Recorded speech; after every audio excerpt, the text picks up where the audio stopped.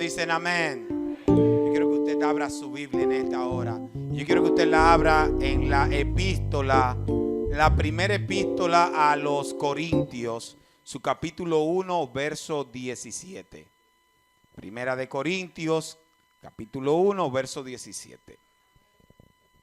Aleluya, aleluya, aleluya. Gloria a Dios. Amén. Me dicen si todo lo tienen con un amén. Gloria a Dios. Yo hoy quiero romper un poco con lo que enseña la buena predicación. Regularmente uno dice, tienes que leer pocos versículos al comenzar y después tú lo desarrollas. Yo quiero que usted me tolere un poco de locura en esta noche. Yo quiero que leamos unos cuantos versículos. Porque cuando estaba preparando el sermón quería elegir uno, quería elegir otro. Pero el fragmento de la Biblia donde Dios me colocó contiene tanta gloria que no me fue posible elegir uno. Amén. Yo quiero que usted lea conmigo. La palabra del Señor se lee en el nombre del Padre, del Hijo y del Espíritu Santo. Y la letra dice así: pues no me envió Cristo a bautizar, sino a predicar el evangelio, no con sabiduría de palabras, para que no se haga vana la cruz de Cristo. Me explico. El mensaje de la cruz es una locura para los que se pierden. En cambio, para los que se salvan, es decir, para nosotros, este mensaje es el poder de Dios. Como está escrito, destruiré la sabiduría de los sabios y el entendimiento de los entendidos desecharé. ¿Dónde está el sabio?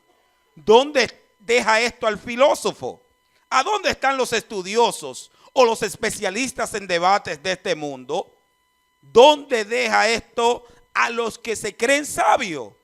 ¿No ha enloquecido Dios la sabiduría de este mundo? Ya que Dios en su designio dispuso que el mundo no le conociera mediante la sabiduría humana, tuvo a bien salvar por medio de la locura de la predicación a los que creen.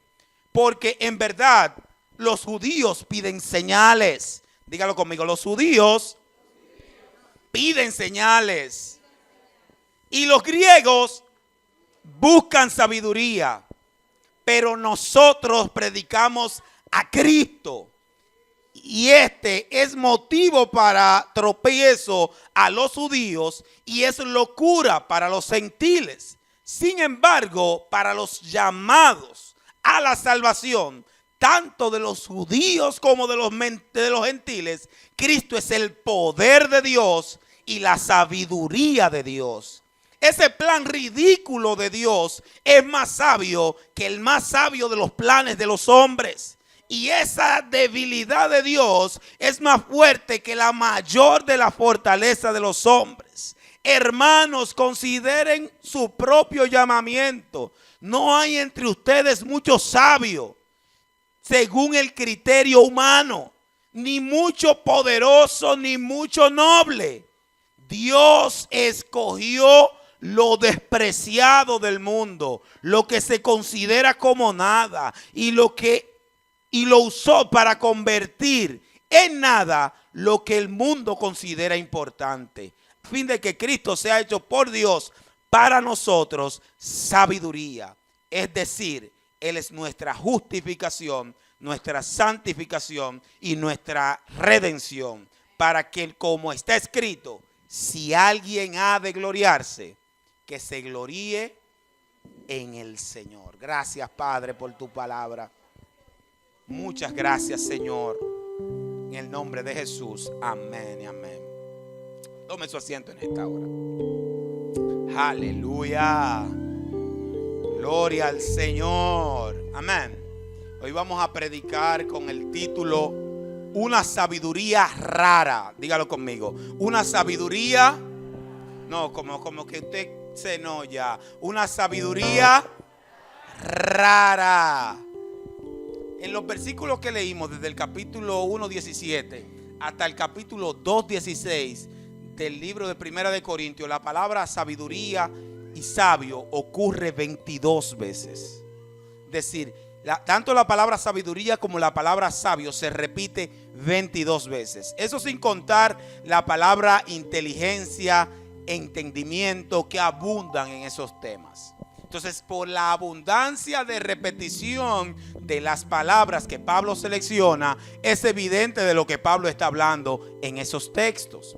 O por ejemplo, cuando nosotros queremos poner énfasis en una oración que estamos escribiendo, la ponemos en negrita, la ponemos en cursiva, la subrayamos, le ponemos un color especial para que el que va leyendo sepa que ahí dice algo importante. Los judíos no hacían eso. El judío, cuando quería enfatizar una verdad, lo que hacía es que repetía la palabra 1, 2, 3, 5, 10, 15 veces, hasta que el que lo estaba oyendo entendía de qué era lo que le estaba hablando. Entonces Pablo, como buen judío, él empieza a amontonar uno tras otro. En el versículo 17, en el 18, en el 19, en el 20, 22, 24. Después pasa al capítulo 2, 2, 1, 3, 5, 7, 9, 10, hasta llegar al 16, hablando de sabiduría. Dígalo conmigo, hablando de sabiduría. Porque la sabiduría es importante. Dígalo conmigo, la sabiduría es importante. Aleluya. Es tan importante que la Biblia está llena de consejos de sabiduría. La Biblia está llena de principios de sabiduría. La Biblia está llena de códigos para que usted sea sabio. Dios no quiere que usted sea un necio, sino para que usted sea un sabio. La primera vez que en la Biblia aparece la palabra sabiduría, providencialmente, es en el capítulo 3, verso 6 de Génesis.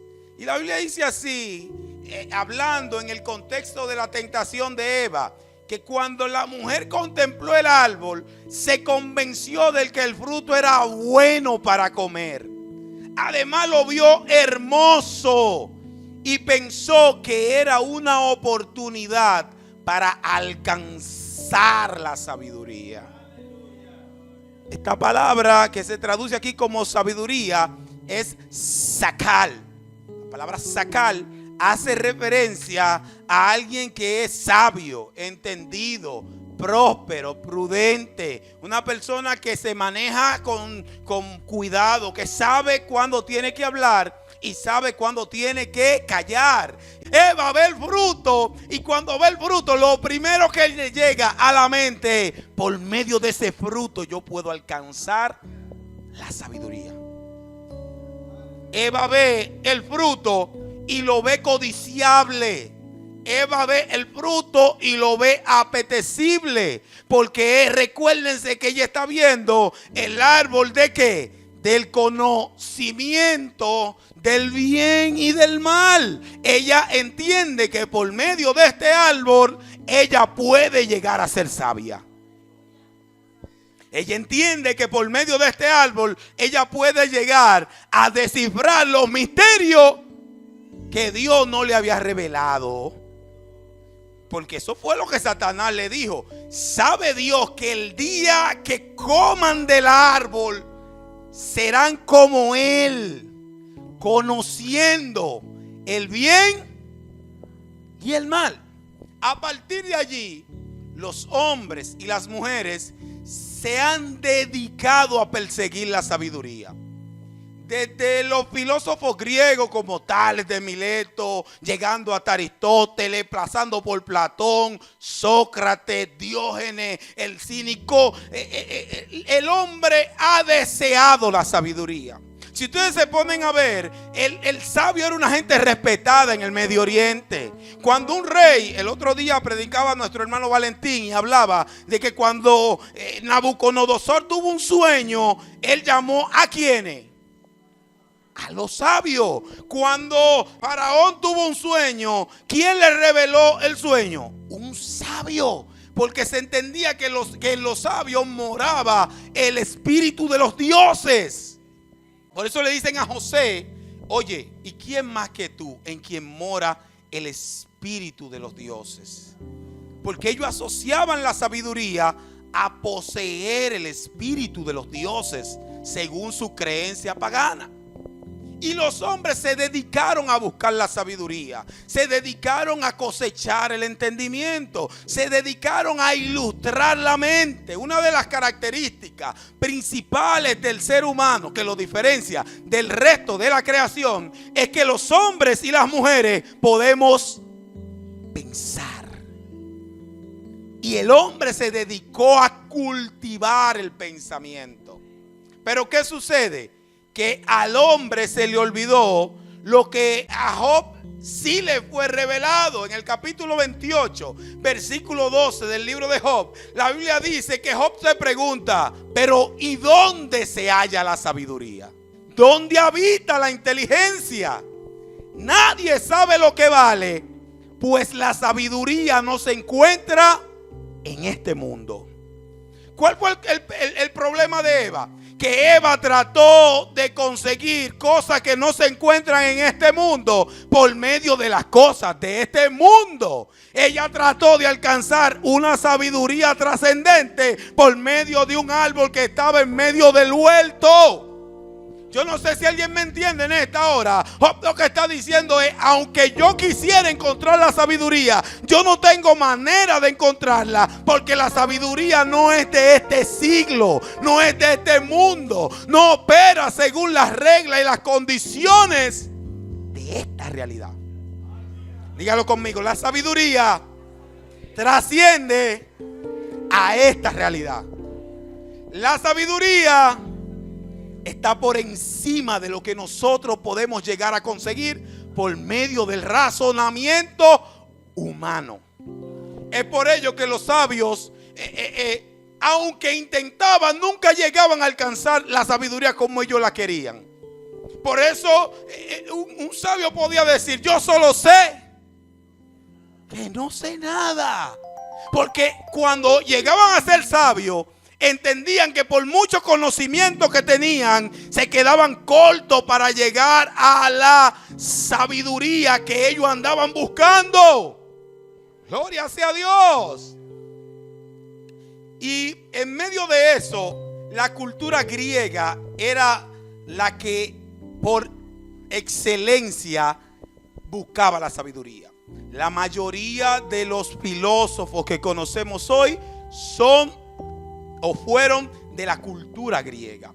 A tal punto que la Biblia dice en el capítulo 17 del libro de Hechos que en Atenas, que los atenienses de ninguna cosa estaban pendientes sino de discutir ideas nuevas y recientes, y por este motivo se dividían en grupos. Yo soy del grupo de este filósofo, mira, yo soy del grupo de Platón, y tú eres del grupo de Aristóteles, y tú eres del grupo de Sócrates, y tú eres del grupo de Tales, y tú eres del grupo de Diógenes, y se dividían. Cada quien tenía su sabio favorito, su entendido favorito, el que le revelaba las cosas que él entendía que eran los misterios de sabiduría.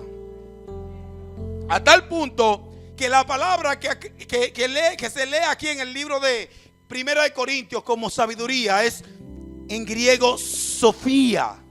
Y Sofía era la segunda parte de lo que se conoce como filosofía. La filosofía es el amor por la sabiduría. Y los griegos eran especialistas en esto. ¿Por qué les digo esto? Porque la iglesia de Corinto, la ciudad de Corinto, tenía una gran influencia griega. Los griegos colonizaron culturalmente todo Medio Oriente, helenizaron, como se le llama, todo Medio Oriente. Y en medio de esa helenización, los pueblos adoptaron las características políticas y militares de los romanos, pero las características culturales de los griegos. Recuérdense que la cultura tiene poder. Dígalo conmigo, la cultura tiene poder. Hay cosas que usted la hace y usted ni siquiera sabe por qué la hace. Porque usted está... ¿Por qué nosotros comemos 3 veces al día? A veces yo como y no tengo hambre. Pero yo tengo la cultura de que tengo que desayunarme, tengo que comer y tengo que cenar. ¿Ustedes entienden? Culturalmente yo he aprendido que yo tengo que comer arroz al mediodía. Pero ¿y quién dijo eso? ¿Dónde está escrito eso en la Biblia? No. La cultura nos condiciona. Dígalo conmigo, la cultura, gracias mi hermano Mal, nos condiciona. Tomamos decisiones no racionalmente, sino a través de lo que la cultura nos dicta. Y eso pasaba con los corintios.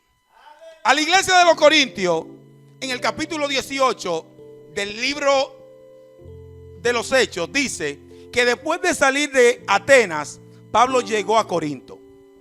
Y cuando Pablo llega a Corinto, Pablo llega predicando el evangelio. Pablo había predicado un mensaje muy elocuente en Grecia.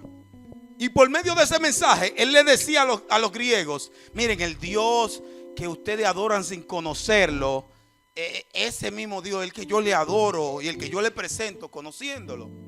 Y Pablo presenta un argumento sólido de por qué los griegos tenían que creer en que Cristo era el Señor. Pero a diferencia de lo que venía pasando en todo el viaje misionero de Pablo, en la ciudad donde menos gente se le convirtieron fue en Grecia. Y los escritores dicen que cuando él llega a Corinto, él llega con esa frustración de que wow, pero yo estoy viendo la gloria de Dios. Yo estoy viendo los milagros poderosos del Señor. Yo estoy viendo que los gentiles se están convirtiendo en olas. Y llego a Grecia y en Grecia eso no ocurre. ¿Qué pasó? Y cuando él hace ese análisis, él llega a la conclusión de que el tipo de predicación que él utilizó en Grecia no lo debía utilizar en Corinto. No lo debía utilizar en Corinto. Y él llega a Corinto, predica, establece la iglesia, dura un tiempo ahí y como buen misionero sigue hacia adelante. Un tiempo después llega otro predicador llamado Apolos. Dígalo conmigo, Apolos. Y la Biblia dice de Apolos que Apolo era un hombre elocuente y que era poderoso en las escrituras. Mire, para que la Biblia diga que usted es una persona elocuente y poderoso en las escrituras, es porque usted es una persona elocuente y poderoso en las escrituras. Y cuando Apolo llega y va y predica, los hermanos de Corinto que habían oído a Pablo, dice: hey, este es el hombre. Recuérdense que los corintios estaban influenciados por la cultura griega. Y en la cultura griega, el que mejor argumentaba, ese era el que ganaba. En la cultura griega había un grupo que se llamaban los sofistas. Dígalo conmigo, los sofistas. Los sofistas eran especialistas en buscarle la quinta pata al gato. Los sofistas te podían convencer por medio de artilugios y de argumentaciones huecas que el agua era seca, que los círculos eran cuadrados y que el fuego no quema.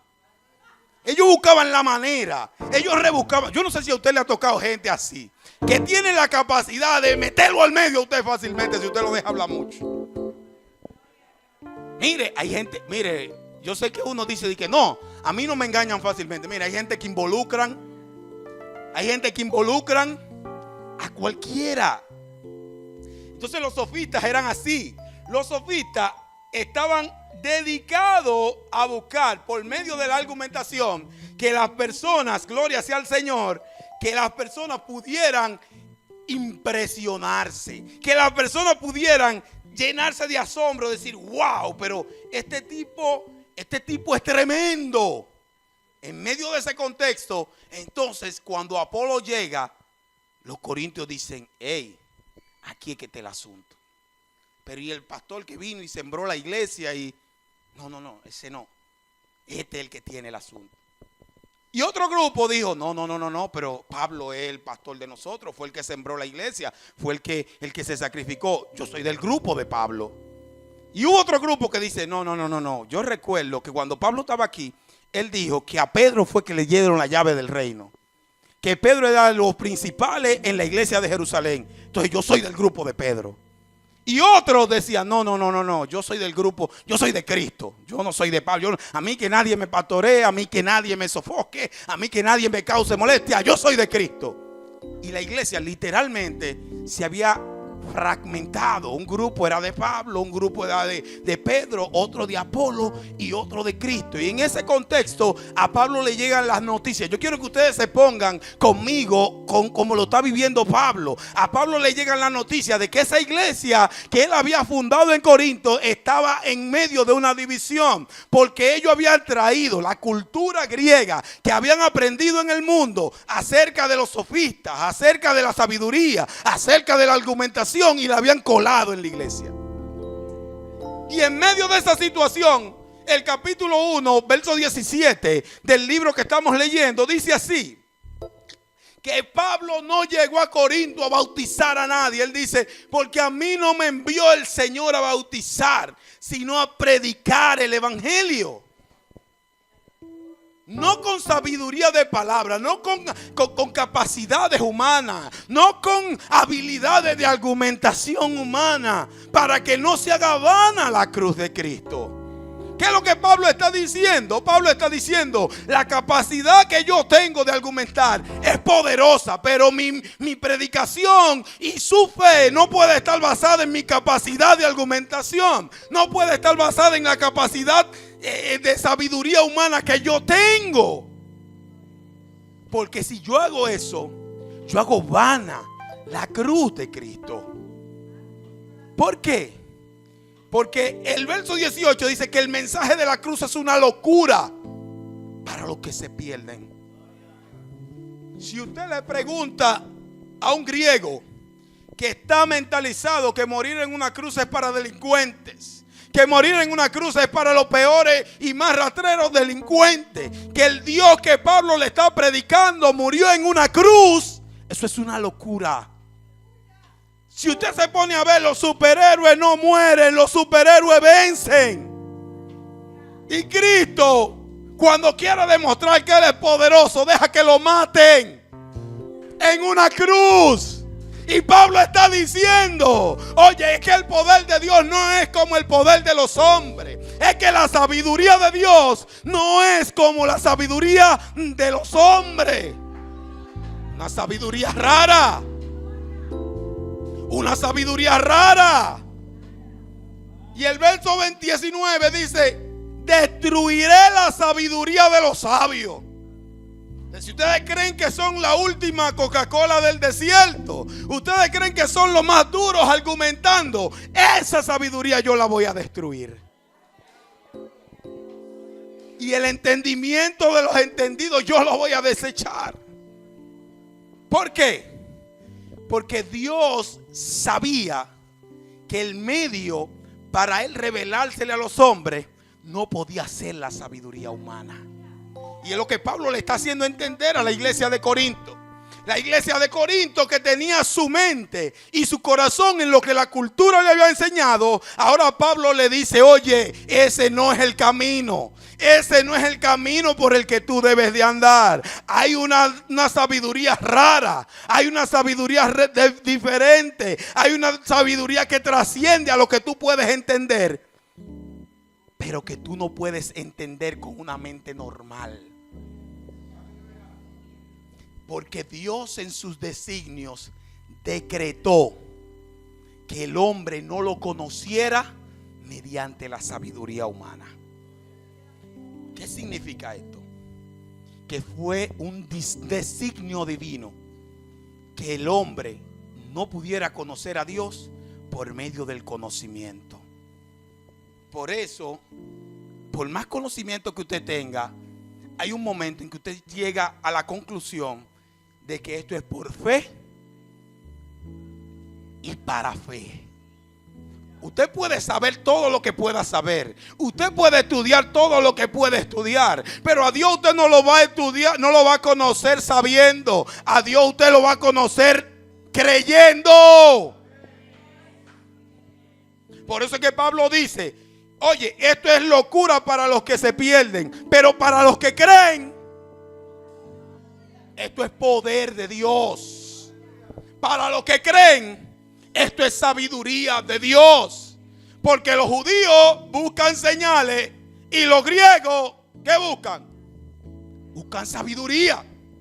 Pero nosotros, ¿qué hacemos? ¿Le damos sabiduría? ¿Le damos señales? No. Le predicamos a Cristo y a este crucificado. Wow. Dios decretó que el hombre no lo conociera mediante la sabiduría humana. Si leemos el libro de Santiago, su capítulo 3, verso 13, dice así: ¿quién es sabio y entendido entre vosotros? Muestre por la buena conducta sus obras en sabia mansedumbre. Pero si tenéis celos amargos y contenciosos en vuestro corazón, no os actéis ni mintáis contra la verdad, porque esta sabiduría no es la que desciende ¿de dónde? De lo alto. Esta es una sabiduría terrenal, animal y diabólica. Porque donde hay celos y contención, allí hay perturbación y toda obra perversa. ¿Qué estaba pasando en los Corintios? En la iglesia de los Corintios había celos amargos, había contención, había jactancia y había mentira. ¿Por qué? Porque estaban operando con la sabiduría de este sistema. Nosotros los creyentes tenemos que entender que nosotros no podemos operar con la sabiduría de este mundo. Yo creo personalmente que muchos de nosotros tenemos que morir un chin. Estamos demasiado vivos, evangélicos demasiado tigres. Estaba hablando con un amigo que es negociante y él es cristiano. Estamos hablando ahí precisamente anoche que estaba preparando el mensaje. Y me dice él: no, mira, lo que pasa es que para ser negociante tú no puedes ser, tú tienes que tener cierto nivel de tigueraje, porque si no te revientan. Y yo que estoy estudiando este tema me llegó así: pues tú me estás diciendo que para yo ser negociante tengo que tener la sabiduría del mundo, porque la de Dios no es suficiente. Y él que es cristiano y sabe lo que yo le estoy diciendo, de una vez echó para atrás y dijo: no es eso lo que yo te estoy diciendo. Usted no puede operar en el reino de Dios con la sabiduría de Egipto. Eso no funciona. Eso le va a traer problemas, porque usted va a operar con un entendimiento caído, cuando Dios lo está llamando a operar en un entendimiento renovado. Dígalo conmigo: una sabiduría rara. Esa no es una sabiduría que usted la consigue yendo a una biblioteca. Solamente hay que ir a las bibliotecas. Esa no es una sabiduría que usted la consigue estudiando en un seminario. Si usted puede ir a estudiar, estudie en un seminario. Pero la sabiduría de Dios no opera con los designios, con las herramientas, con las intenciones, con las habilidades humanas. Eso fue lo que Eva no entendió. Eva dijo: yo quiero alcanzar sabiduría, y lo hizo por medio de las cosas creadas. Y Job le está diciendo: no, Eva, lo que pasa es que esa sabiduría que tú estás buscando no es de aquí abajo. Y Pablo le está diciendo: oye, tú no puedes operar con esa sabiduría. ¿Por qué? Porque Dios decretó de que no lo conociera nadie por medio de ella. Nadie lo iba a conocer por medio de ella.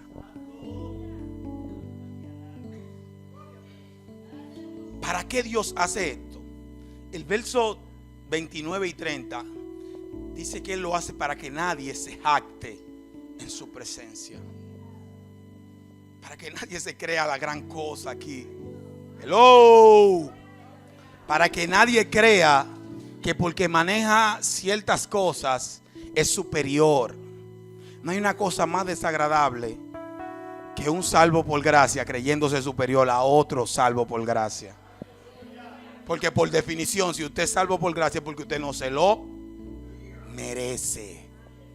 Entonces Pablo le está diciendo, Dios agarró la sabiduría del mundo y la convirtió en locura para que los que se gloríen no se gloríen en que son sabios. Por eso le dice a los corintios, miren vuestro llamamiento, que entre ustedes no hay mucha gente que sea muy sabia, entre ustedes no hay mucha gente que sea muy poderosa, entre ustedes, gloria sea Dios, no hay mucha gente que sea entendido, pero a lo vil, a lo menospreciado ha escogido Dios.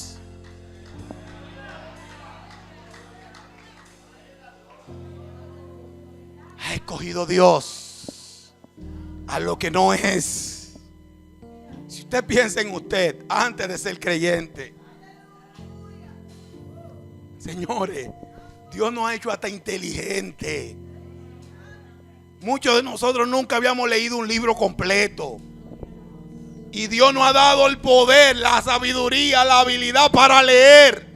En una cultura que a la gente no le gusta leer, a la iglesia le llaman el pueblo del libro. Hello. Y Pablo está diciendo que gracias a Dios nosotros estamos unidos a Cristo, a quien Dios ha hecho nuestra sabiduría. Pero Pablo no termina ahí. A mí me encanta que Pablo, le voy a dar un consejo para que usted esté leyendo la Biblia. Los capítulos y los versículos en la Biblia se lo inventaron los hombres. Eso no lo dijo Dios. Usted dirá, ¿qué tiene que ver una cosa con la otra? Si usted va leyendo el capítulo 1 y ve que ahí dice capítulo 2, usted cree como que el tema cambió. Usted cree como que se acabó lo que Pablo está hablando y ahora está hablando de otro tema. No, Pablo sigue hablando del mismo tema. Y en el capítulo 2 él dice, oiga lo que él dice. Bendito sea Dios, me encanta eso. Yo mismo, hermano, cuando fui a anunciarle el evangelio de Dios, no lo hice con gran elocuencia ni con sabiduría. Me propuse más bien, estando entre ustedes, no saber cosa alguna excepto a Jesucristo. Usted quiere ser sabio, aprenda acerca de Jesucristo. Usted quiere ser entendido, aprenda acerca de la gracia de Jesucristo. Usted quiere ser entendido, inteligente, aprenda lo que es ser justificado por la fe por medio de Jesucristo. Aprenda lo que es ser santificado en Jesucristo. Aprenda lo que es ser redimido por Jesucristo. Pablo le está diciendo, oye, yo me propuse no hablarle de muchas cosas a ustedes raras, profundas, complicadas. Es más, cuando yo estaba entre ustedes, yo me mostraba con debilidad. Yo temblaba de miedo, dice el verso 3. No hablaba ni le prediqué palabras sabias ni elocuentes, sino que le demostré el poder que proviene del Espíritu de Dios, para que la fe de ustedes no dependiera de mi sabiduría, como le decía. Pero, porque a veces la gente cree que estamos aquí porque somos tontos. Pablo dice en el verso 6, pero hablamos sabiduría. ¿Ustedes quieren que yo hable sabiduría? Yo sí hablo sabiduría. Pero la sabiduría que yo hablo, la hablo entre los que han alcanzado madurez. De manera indirecta le está diciendo a los corintios que ustedes están muy por debajo del nivel que se requiere para que yo con ustedes hable sabiduría. Eso es lo que le está diciendo. Él no se lo está diciendo de frente. Él le está diciendo, no, papito, es que yo con ustedes no puedo porque ustedes no manejan los códigos. Ustedes no manejan la revelación. Ustedes no manejan el reino. Y en el capítulo 3 él se lo dice. Oye, cuando yo fui a ustedes tuve que hablarles como niños, porque ustedes no eran ni aún son capaces de operar en la sabiduría del reino. Para yo operar según la sabiduría de Dios, yo tengo que madurar. Yo tengo que abandonar las cosas que son de niño. Yo tengo que dejar la niñedad. Cuando yo era niño, yo pensaba como niño. Él llega a decirle, yo analizaba como niño y yo actuaba como niño. Pero cuando ya fui hombre, yo dejé eso. Entonces yo mismo tengo que llegar a la conclusión de que hay cosas que pertenecen a los niños que yo tengo que dejar. Si yo quiero entender la sabiduría rara de la que estamos hablando. Y esta sabiduría no es como la de este mundo. ni como la de los gobernantes de este mundo que van pasando, dice el capítulo 2:6. Más bien, exponemos el misterio de la sabiduría de Dios. Wow. Eso le saca un gloria a Dios hasta un muerto. ¿Sabes lo que es eso? Yo no sé bien lo que eso significa, pero eso tiene que ser profundo. El misterio de la sabiduría de Dios, dice Pablo. Ustedes quieren que a veces le dice a sí mismo, quiero que ustedes se muden de esta iglesia y se pongan al lado de Pablo en esta hora. A veces Pablo se sale de la espiritualidad que lo gobierna. Y si ustedes me van a hacer que yo me gloríe ahora, ustedes quieren que yo le saque ahora el asunto. Y él le dice, oye, la sabiduría de la que yo estoy hablando es una sabiduría que opera en un misterio. Una sabiduría que ha estado escondida y que Dios había destinado para nuestra gloria. Ustedes no tienen que estar traficando con sabiduría mundana, porque Dios ha predestinado una sabiduría eterna para tu gloria. Wow. Esa sabiduría que ninguno de los príncipes de este siglo conoció.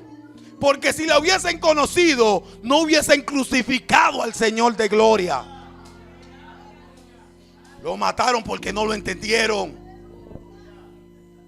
Lo mataron porque no lo entendieron. De aquel lado de la gloria, lo mataron porque Dios lo decretó así. De este lado de la gloria, lo mataron porque nunca lo entendieron. Porque esa sabiduría estaba por encima de su capacidad.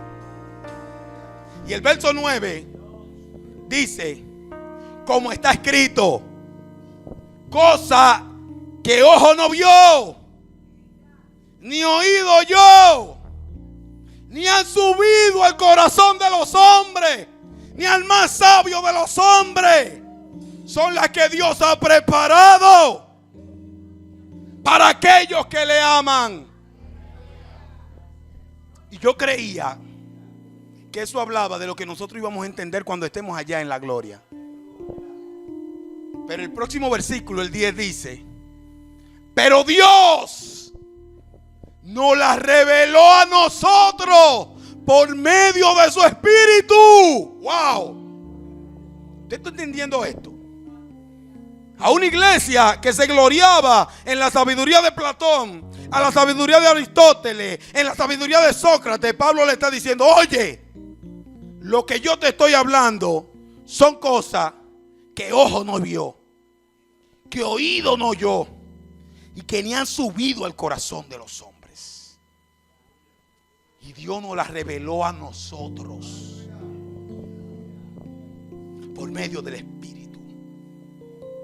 La sabiduría rara de Dios se le ha revelado a los creyentes por medio de la locura de la predicación. En efecto, no conoce los pensamientos del ser humano, sino el espíritu que está en él. Le dije que iba a leer mucho hoy, porque yo creo que usted necesita leer esto.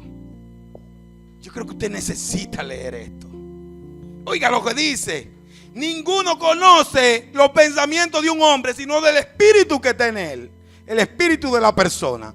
Asimismo, nadie conoce el pensamiento de Dios, sino el Espíritu de Dios. Y nosotros no hemos recibido el espíritu del mundo. Yo tengo que entender el espíritu que yo he recibido. Y yo les pregunto a usted, ¿qué espíritu usted ha recibido? Sino que tenemos el espíritu que procede de Dios, para que entendamos lo que por la gracia Él nos ha concedido. Esto es precisamente de lo que hablamos, no con palabras que enseña la sabiduría humana. En este reino, en este lado del péndulo, usted no opera con la sabiduría que enseña la humanidad caída.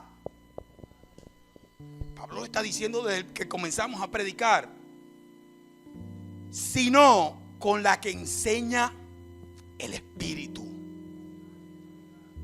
acomodando palabras espirituales a pensamientos espirituales. ¿Qué es lo que Pablo está diciendo aquí?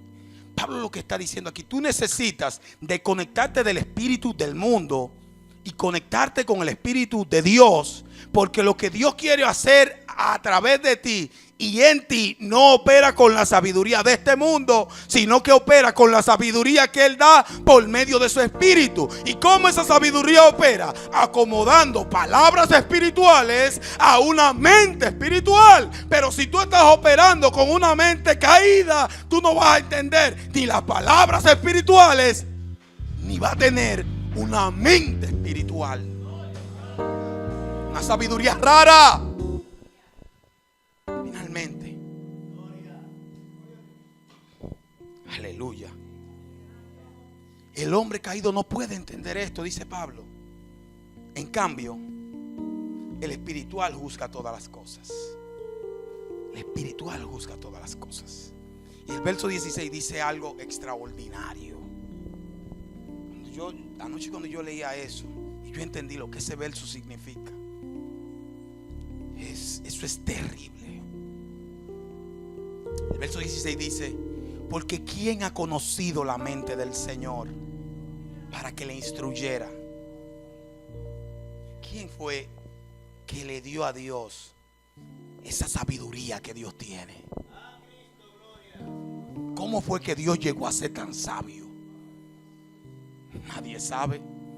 Pero Pablo saca una de abajo de la manga, así que yo no me la estaba esperando. Y dice: pero nosotros tenemos la mente de Cristo. ¡Wow! No, alguien tiene que decir gloria a Dios más duro en esta hora. Alguien tiene que decir gloria a Dios más duro en esta hora. Alguien tiene que decir gloria a Dios más duro en esta hora. ¡Wow! Colosenses capítulo 2, Pablo dice que él luchaba para que los creyentes pudieran alcanzar todas las riquezas de pleno entendimiento, a fin de conocer el misterio de Dios y de Cristo, en quien están escondidos todos los tesoros del conocimiento y de la sabiduría. Cuando Pablo está hablando de esta sabiduría, él no está hablando de un conocimiento abstracto. Él está hablando de una persona. Y él está diciendo: eso que Dios nos reveló es a Cristo. Eso que no había subido eso que ojo no vio y oído no escuchó, es la gloria que hay en Cristo. La sabiduría, el poder, la gracia, la bendición que tenemos en Cristo. Y él dice ahora: pero eso no es todo. Nosotros tenemos la mente de ese Cristo. Póngase de pie en esta hora. Wow. Hombres, mujeres, debemos vivir bajo esa sabiduría. Ser sabio es conocerlo más a Él. Ser sabio es entender más cómo es Él. Ser sabio es entender su propósito con tu vida. Ser sabio es andar en los caminos que Él ha decretado para que tú andes. Ser sabio es comer del árbol de la vida en lugar de comer del árbol del conocimiento del bien y del mal. Eva ve el árbol del conocimiento del bien y del mal y se dejó deslumbrar, no sabiendo que aquí ella tenía el árbol de la vida. Y Pablo le está diciendo a los corintios: no se dejen deslumbrar. En palabra dominicana del siglo XXI, que nadie lo maree con cuentos.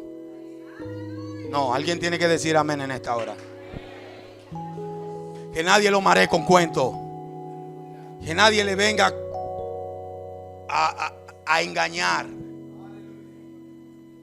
Como que ustedes están faltos de algo. Como que ustedes son unos loquitos viejos porque están perdiendo su tiempo en esa iglesia. Porque ustedes le están sirviendo a una mentira. Porque ustedes le están sirviendo a una fábula. Porque ustedes los que son cristianos son los más brutos, los menos entendidos, los que menos han estudiado. Papi decía, creo que fue este martes o el pasado, que en un pensamiento que él leyó, que los sabios se forman en las universidades y los estúpidos, los necios se forman en las religiones. Aleluya. Porque los que van a las universidades creen que estamos aquí porque somos brutos. No. Nosotros somos los que verdaderamente conocemos las cosas como deben ser conocidas. Alguien tiene que decir gloria a Dios en esta hora. Aleluya. Oh, este misterio que Dios tenía escondido desde los siglos eternos, desde antes de la fundación del mundo, ha decidido revelártelo a ti, que no te lo merecía. A ti, que lo ofendiste múltiples veces. A ti, que probablemente en tu familia no eres el más inteligente. Pero Dios, que elija lo que no es para avergonzar al que se cree algo, te ha revelado su misterio. Te ha revelado a su Hijo. Wow. Te ha revelado a su Hijo. Te ha dado a conocer la riqueza de esa gloria que es Cristo en vosotros, la esperanza de gloria. Dios te bendiga. Nuestro hermano pastor por este lugar.